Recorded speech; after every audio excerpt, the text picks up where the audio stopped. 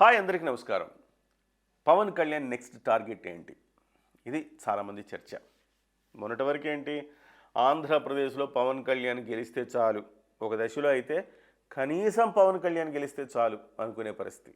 ఆ తర్వాత 21కి 21, 2 లోక్సభకు 2 లోక్సభ కొట్టి ట్రెమండస్ విక్టరీ, 100% స్ట్రైక్ రేట్ సాధించిన ఏకైక పార్టీగా అవతరించింది Janasena party. So Pawan Kalyan success అయ్యారు. సక్సెస్ అయిన తర్వాత ఏంటి అంటే, బీజేపీ చాలా స్పష్టమైన వ్యూహంతో పవన్ కళ్యాణ్ పట్ల ఉన్నట్టుగా కనపడుతోంది. అందుకే బీజేపీ పవన్ కళ్యాణ్ గారికి ఎన్నికల ముందు, అంటే ఎన్నికల తర్వాత ఎలాగో ఇస్తారు ప్రాధాన్యత, ఎన్నికల కంటే ముందు కూడా అదే ప్రాధాన్యత, చాలా చక్కటి ప్రాధాన్యత నరేంద్ర మోదీ గారు ఇవ్వటం జరిగింది. మోదీ గారికి తెలుసు పవన్ కళ్యాణ్ గారు పవన్ నహీ ఏ ఆంధీ హై అన్నారు ఆయన. అంటే ఒక సునామీలాగా విరుచుకుపడగలుగుతాడు, డెఫినెట్గా ఈయన ఒక మామూలు శక్తి కాదు, అది అద్భుతమైన శక్తి అన్నట్టుగా ఆయన్ని ప్రైజ్ చేశారు ఎన్నికల తర్వాత.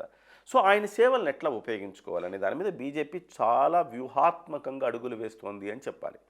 సో ఆయన మొన్నటికి మొన్న సనాతన ధర్మం గురించి మాట్లాడినప్పుడు నేషనల్ మీడియా అటెన్షన్ వచ్చింది. తద్వారా ఆయన్ని నేషనల్ లీడర్గా ప్రొజెక్ట్ చేసేందుకు బీజేపీ తాపత్రయపడుతోంది. అందులో బీజేపీ స్వార్థం కూడా ఉన్నది.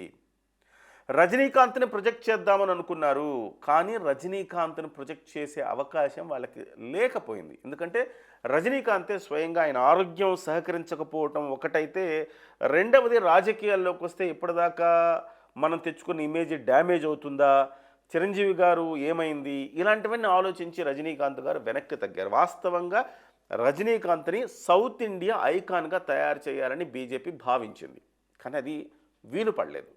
మరి నెక్స్ట్ ఎవరు అంటే, ఈ దక్షిణాదిలో సినిమా స్టార్సు చాలా వరకు కొంత ప్రభావం చూపించగలుగుతారు. ఎస్పెషల్లీ తమిళనాడులో సినిమా స్టార్సు హవా మామూలుగా ఉండదు. ఇవాళ డిఎంకే తీసుకున్నా, అన్నా డిఎంకే తీసుకున్నా, రెండు పార్టీల్లో కూడా సినిమా స్టార్లే ఉండడం అనేది గమనార్హం. ఇప్పుడు అది ఎవరు, కరుణానిధి గారు ఉన్నారు, లీడ్ చేశారు ఆ పార్టీ అంటే, కరుణానిధి సినిమా ఇండస్ట్రీ నుంచి వచ్చిన వ్యక్తే. అలాగే ఎంజీఆర్ పెట్టిన అన్నా డిఎంకే, ఎంజీఆర్ సినిమా స్టారు. ఆ తర్వాత విజయకాంత్ గారు ఒక పార్టీ పెట్టారు, 40 సీట్లు ఒక సందర్భంలో గెలుచుకున్నారు, ఆయన ఎవరు, సినిమా స్టారే. శరత్ కుమార్ పెట్టారు, ఆయన ఎవరు, సినిమా స్టారే. ఆ తర్వాత ఇట్లా ఒక్కొక్కళ్ళు సినిమా స్టార్లే. అక్కడ పార్టీ పెట్టే ధైర్యం కూడా చేయగలిగింది ఎవరంటే సినిమా స్టార్లు. ఇప్పుడు తాజాగా విజయ్ పార్టీ పెట్టాడు, ఎవరు, ఆయన కూడా సినిమా స్టారే. ఇప్పుడు ముళ్ళుని ముళ్ళుతోనే తీయాలి. మరి తమిళనాడులో ఆ స్థాయి సినిమా స్టార్ ఎవరున్నారు అంటే, డెఫినెట్గా ప్రస్తుతానికి అజిత్ లాంటి వాళ్ళని తీసుకొద్దామని ఒక సందర్భంలో అనుకున్నారు. అజిత్ కూడా పెద్ద ఆసక్తి కనబరచలేదు. ఎవరబ్బా ఇంత రిస్క్ చేసి రాగలిగిన, పీక్ పొజిషన్లో కెరీర్ని వదిలేసి రాగలిగిన వ్యక్తులు ఎవరున్నారంటే, ఇక్కడున్న పవన్ కళ్యాణే కనిపించారు. పవన్ కళ్యాణ్ గారిని సౌత్ ఇండియా ఐకాన్ చేస్తే ఎలా ఉంటుందని ఒక భావన వచ్చింది. అందులో భాగంగా వాళ్ళు తమిళనాడు, కేరళ, కర్ణాటకలో వాడదామని అనుకున్నారు. అంతకంటే ముందు ఒక ట్రయల్ వెర్షన్ మహారాష్ట్రలో జరిగింది, అది సూపర్ సక్సెస్ అయింది ఆ ట్రయల్ వెర్షన్. నెక్స్ట్ ఏంటి అంటే, తమిళనాడు కనపడుతోంది. తమిళనాడులో 2026లో అసెంబ్లీ ఎన్నికలు జరగబోతున్నాయి. అంటే జస్ట్ ఒక 1.5 ఇయర్ ఉంది అంతే. అందుకే విజయ్ అమాయకుడేం కాదు. ఆయన కెరీర్ పీక్స్లో ఉన్నప్పటికీ ఆయన వదిలి పక్కకు రావడానికి ఏంటంటే, ముఖ్యమంత్రి కొడితే ముఖ్యమంత్రిని కొట్టేయాలి అని అనుకున్నారు. సో పవన్ కళ్యాణ్ గారు విజయ్కి ఇచ్చిన ఒకటే ఒక సూచన ఏంటంటే, 25 ఏళ్ల రాజకీయ ప్రస్థానాన్ని ఊహించి రండి తప్ప, ప్రజలకు సేవ చేయాలన్న తలంపుతో రండి తప్ప, ముఖ్యమంత్రి లక్ష్యంతో రావద్దు అని చెప్పారు. సో బహుశా విజయ్ ఎన్నికల రిజల్ట్స్ తర్వాత ఆయన ముఖ్యమంత్రి కాకపోతే రాజకీయాల్లో ఉంటారా అంటే పెద్ద క్వశ్చన్ మార్క్. అదే సమయంలో బీజేపీ ఇప్పుడిప్పుడే పుంజుకుంటా ఉంది తమిళనాడులో. అన్నామలై సారథ్యంలో కొంత ఊపు అయితే తీసుకురాగలిగాడు, కానీ కన్సాలిడేట్ చేయాలి అంటే గనక జనాన్ని మొత్తాన్ని పవన్ కళ్యాణ్ వల్లనే సాధ్యం అంటున్నారు. మొన్న తమిళనాడులో ఇంటర్వ్యూలు ఇచ్చారు పవన్ కళ్యాణ్ గారు తమిళ ఛానల్స్కి. ఆ ఇంటర్వ్యూలకు వచ్చిన అప్లాజు అంతా ఇంత కాదు. చాలామంది అసలు సినిమాలు పక్కన పెట్టి ఆయన పొలిటికల్ స్టార్గా ఆయన ఇష్టపడతా ఉన్నారు. ఈ దశలో ఆయన నెక్స్ట్ టార్గెట్ తమిళనాడు అంటున్నారు. రాబోయే 1.5 సంవత్సరాల్లో ఎన్నికలు జరగనున్న నేపథ్యంలో తమిళనాట పవన్ కళ్యాణ్ గారిని రంగంలోకి దించుతారు. ప్రత్యక్షంగా జనసేన పార్టీ రంగంలోకి దిగదు. అన్నామలై సారథ్యంలోని బీజేపీకి, అలాగే అన్నా డిఎంకే కలిసి వస్తే అన్నా డిఎంకేని కలుపుకొని ఒక వ్యూహాత్మకమైన ఎత్తుగడతో ముందుకు వెళ్ళాలి అని భావిస్తున్నారు. ఇందులో పవన్ కళ్యాణ్ గారు మళ్ళీ పోటీ చేస్తారా అని అనుకుంటే కనుక మళ్ళీ పప్పులో కాలేసినట్టే. అది తమిళనాడులో ప్రాంతీయ భావన, తమిళ భాషకు సంబంధించిన భావన చాలా ఎక్కువ ఉంటుంది. ఇతరులను ఆహ్వానించడం తక్కువ ఉంటుంది. కేవలం ఒక చుట్టపు చూపుగా వెళ్ళి ప్రభావితం చేయాలే తప్ప అక్కడికి వెళ్ళి పాగా వేద్దామంటే కొంచెం కష్టమైన ప్రక్రియ. అది భవిష్యత్తులో సాధ్యమైద్దేమో తెలియదు, కానీ కష్టమైన ప్రక్రియ. అయితే పవన్ కళ్యాణ్ కొనుక్కున్న అడ్వాంటేజెస్ ఏంటంటే, పవన్ కళ్యాణ్ గారు పెరిగిన వాతావరణం, నెల్లూరు తర్వాత ఆయన తన అన్నగారైన చిరంజీవి గారి ఇంట్లో ఉన్నారు చాలా కాలంగా. ఆయన చాలా కాలం చెన్నైలో ఉన్నారు. చక్కగా తమిళ్ మాట్లాడగలుగుతారు. తమిళ రాజకీయాలకు సంబంధించిన వ్యవహారాలన్నీ ఆయనకు తెలుసు. ఆ లోతుపాతులు తెలుసు, దాని నేపథ్యము తెలుసు, తమిళ వాదము తెలుసు, తమిళ చరిత్ర తెలుసు, తమిళ రాజకీయాల పుట్టుపూర్వోత్తరాలన్నీ తెలుసు. ఇలాగా ప్రతి అంశం మీద క్షుణ్ణంగా అధ్యయనం చేసిన వ్యక్తి. కాబట్టి తమిళనాడులో ఆయన గనక ప్రచారం చేస్తే డెఫినెట్గా ఒక మిషన్ తీసుకుంటే గనక సక్సెస్ అవుతుందని చెప్తున్నారు. ఎందుకు తమిళనాడులో ప్రభావితం ఎంత చేయగలుగుతారనేది ఒక్కసారి మనం గణాంకాలు చూస్తే మతిపోతుంది మనకి. ఇవాళ మనం అక్కడ చూసాము మహారాష్ట్రలో ఆయన వెళితే అది ఆంధ్రప్రదేశ్ మహారాష్ట్ర అర్థం కాకుండా జనం వచ్చారు, అంతలా వచ్చారు. మరి తమిళనాడులో ఆయన ప్రచారం చేస్తే ఎట్లా ఉంటుంది? దానికి ఒక రీజన్ ఉంది. ఆ రీజన్ ఏంటంటే, తమిళనాడులో దాదాపుగా 1,95,00,000 మంది తెలుగు జనాభా ఉన్నారు. అంటే దాదాపు ఆ రాష్ట్ర జనాభాలో 27%. సో 27% జనాభా తెలుగు వాళ్ళు ఉంటే, తెలుగు వాళ్ళని ఐక్యం చేయగలిగితే, తెలుగు వాళ్ళని కన్సాలిడేట్ చేయగలిగితే అద్భుతమైన రిజల్ట్ రాబోతుంది. ఈ మధ్యకాలంలో కస్తూరి మాట్లాడిన మాటలు కూడా చూసాం. తెలుగు వాళ్ళు రాజదర్బార్లలో దాసీలుగా పనిచేయటానికి వచ్చిన ఫ్యామిలీసు అని చెప్పి చాలా లేఖిగా మాట్లాడి అరెస్ట్ కూడా అవ్వడం జరిగింది ఆమె. సో ఎక్కడ తెలుగు వాళ్ళ కోపం వస్తుందో అని చెప్పేసి డిఎంకే ఆమెని అరెస్ట్ చేయించగలిగారు.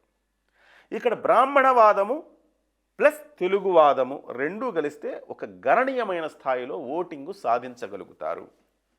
మనకు తెలియదు తమిళనాడులో ఎంతమంది తెలుగు వాళ్ళు ఉన్నారా అంటే చాలామందికి తెలియని అంశం అది. ఎందుకంటే చాలామంది తెలుసు, కానీ మనం తమిళనాడుకి వెళ్ళి తమిళ్లో తప్ప తెలుగులో మాట్లాడరు వాళ్ళు. రీజన్ ఏంటంటే, తమిళనాడులో తమిళ వాసనలు ఎక్కువ ఉండాలి, ఆ లాంగ్వేజ్ పట్ల ఒక భావజాలం ఎక్కువ. ఎందుకు వచ్చింది అంటే తెలుగు వాళ్ళు కూడా చక్కగా తమిళ్లోనే మాట్లాడుకుంటారు, అలాంటి పరిస్థితి. సో ఇక్కడ చూస్తే మీకు ఒక్కసారి గణాంకాలు చూస్తే, చెన్నై, తిరువళ్ళూరు 40% మంది తెలుగు వాళ్ళే ఉన్నారు. ప్రతి 10 మందిలో 4 తెలుగు వాళ్ళు ఉన్నారు.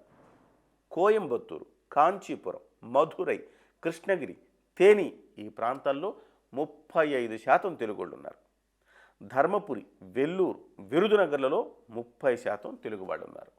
ఇకపోతే ఏ పక్కకు పోయినా ఒక 10% మంది తెలుగు వాళ్ళు ఉంటారండి. అంత తెలుగు వాళ్ళు అంటే, ఒకప్పుడు ఇది మద్రాస్ స్టేట్గా ఉండేది కదా. ఎందుకు తెలుగు వాళ్ళు ఉంటారు అంతగా అంటే, మద్రాస్ స్టేట్ ఉండేది, మద్రాస్ రాజధానిగా ఉండేది. మద్రాసులోని ఎక్కువ మంది అంటే అవకాశాలు, వృత్తికి సంబంధించిన అవకాశాలు, ఉద్యోగ అవకాశాలు, వ్యాపార అవకాశాలు అక్కడే ఉండేవి. మన రాష్ట్రం నుంచి అనేక మంది కోయంబత్తూరు దాకా వెళ్ళి సెటిల్ అయినారు. మధ్యలో ఎక్కడ వ్యాపారాలు ఉంటే అక్కడ సెటిల్ అయినారు. సో కాబట్టి ముఖ్యంగా పవన్ కళ్యాణ్ గారి సామాజిక వర్గం ఓట్లు కూడా గణనీయంగానే ఉన్నాయని చెప్తారు, 27% కూడా. సో ఆ రకంగా చూస్తే ఏ కోణంలో చూసినా కానీ తమిళనాడులో పవన్ కళ్యాణ్ గారు ప్రభావితం చేయగలిగింది చాలా ఎక్కువ శాతం ఉంటుంది. ఇప్పుడు 11 నియోజకవర్గాల్లోనే మాత్రమే ఇక్కడ ప్రభావితం చేయగలిగారు అనుకుంటే మహారాష్ట్రలో, రేపు తమిళనాడులో సగాటికి సగం నియోజకవర్గాలను ఆయన ప్రభావితం చేయగలుగుతారు. అంటే ఇక్కడ కేవలం పవన్ కళ్యాణ్ గారు వెళ్తే గెలిచేస్తుందా? కాదు. ఆ గ్రౌండ్ వర్క్ ఆ బీజేపీ, అన్నాడీఎంకే చేసుకోగలగాలి. బీజేపీ ఒకటైతే ప్రభావం కూడా చూపించలేదు. బీజేపీ, అన్నాడీఎంకే కలిసి వెళితే గనక ప్రభావం ఖచ్చితంగా చూపిస్తుంది. ఇంకొక సమీకరణం కూడా తెలుస్తుంది, బీజేపీ, అన్నాడీఎంకేతో పాటుగా విజయ్ కూడా కలుస్తారు అని చెప్తున్నారు. అంటే విజయ్ అన్నాడీఎంకేతో కలవటానికి సుముఖంగా ఉంటారు తప్ప ఇట్లా బీజేపీతో కలవటానికి సుముఖంగా ఉండరు అనే మరొక వార్త. అంటే ఈ కాంబినేషన్, పర్మిటేషన్స్ అండ్ కాంబినేషన్లో ఇది ఎలా వర్కౌట్ అవుతుందో చెప్పలేం. ఒకవేళ విజయ్ నేను సొంతంగా పోటీ చేస్తానని చెప్పి బీజేపీ, అన్నాడీఎంకే కలిసి పోటీ చేసి దానికి సపోర్టుగా పవన్ కళ్యాణ్ గారు వెళితే కనుక గణనీయమైన స్థాయిలో ఈసారి సీట్లు గెలుచుకునే అవకాశం ఉంది. కింగు మేకరు ఈ కూటమి అవ్వటం ఖాయంగా కనపడుతోంది. అది విజయ్ కూడా చాలా పెద్ద దెబ్బే అనుకోవాలి. సో ఈ నేపథ్యంలో ఖచ్చితంగా పవన్ కళ్యాణ్ గారు అక్కడ కీలకమైన పాత్ర పోషించబోతారు. నెక్స్ట్ టార్గెట్ మాత్రం తమిళనాడే అని మనం పక్కాగా చెప్పుకోవచ్చు. ఆ తమిళనాడులో నెక్స్ట్ టార్గెట్ ఉండటానికి ఇప్పటి నుంచే ఒక జాతీయ స్థాయి నేతగా పవన్ కళ్యాణ్ గారిని ప్రొజెక్ట్ చేసే ఒక వాతావరణాన్ని బీజేపీని తీసుకొస్తుంది ఇక రాబోయే రోజులు. ఇప్పటివరకు పవన్ కళ్యాణ్ తన సొంతంగా సనాతన ధర్మం అని ఎప్పుడైతే అన్నాడో జాతీయ స్థాయిలో ఫోకస్ అయ్యాడు ఆయన. అదే సమయంలో తమిళనాడులో మంచి అప్లాజ్ వచ్చింది. ఇప్పుడు మహారాష్ట్రలో అప్లాజ్ వచ్చింది. హర్యానాలో కూడా ఎంతో కొంత పరోక్షంగా ప్రభావం చూపించగలిగారు అంటున్నారు. సో ఈ నెక్స్ట్ టర్మ్ రాబోయేటప్పటికి 2026కి ఇక జాతీయ స్థాయిలో ఉండే కాన్ఫరెన్సెస్, జాతీయ స్థాయిలో ఉండే సమావేశాలు, లేకపోతే జాతీయ స్థాయి కార్యక్రమాలకు పవన్ కళ్యాణ్ గారిని తరచూ ఆహ్వానించడం ద్వారా జాతీయ స్థాయి నేతగా బీజేపీ ఫోకస్ చేయడం, తద్వారా సౌత్ ఇండియా ఐకన్గా ఆయన్ని ప్రొజెక్ట్ చేయటం, సౌత్ ఇండియాలో పొలిటికల్ ఐకన్గా చేసుకొని పొలిటికల్గా లబ్ధి పొందే ఒక ప్రయత్నం అయితే బీజేపీ చేయొచ్చు. పవన్ కళ్యాణ్కు ఉన్న అడ్వాంటేజ్ ఏంటంటే పవన్ కళ్యాణ్ తమిళ్ మాట్లాడగలుగుతారు, కన్నడ మాట్లాడగలుగుతారు, హిందీ మాట్లాడగలుగుతారు, మరాఠీ మాట్లాడగలుగుతారు, తెలుగు ఎలాగో మాట్లాడతారు. ఇకపోతే మలయాళం ఆయనకు వచ్చో లేదో నాకు డౌటే, బట్ 5 లాంగ్వేజెస్ అయితే పక్కాగా ఆయన మాట్లాడగలుగుతారు. కాబట్టి ఆయన జాతీయ స్థాయి నేతగా ప్రొజెక్ట్ అవ్వడానికి కావాల్సిన అర్హతలు, భావజాలం పవన్ కళ్యాణ్ గారికి 100% ఉన్నాయని మనం చెప్పుకోవచ్చు. Next target Tamil Nadu.